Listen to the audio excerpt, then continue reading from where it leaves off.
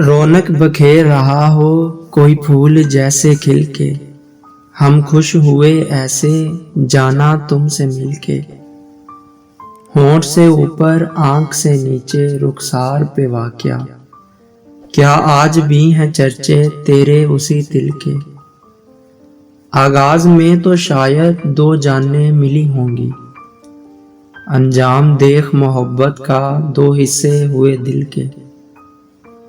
कासिद उनसे कह दो दरियाफ्त करे मेरी हालत, जब ठीक हो जाएं मेरे जख्म सारे सिल के।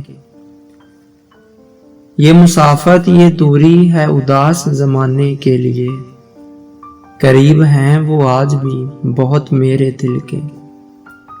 रौनक बखेर रहा हो कोई फूल जैसे खिल के, हम खुश हुए ऐसे जाना तुमसे मिलके।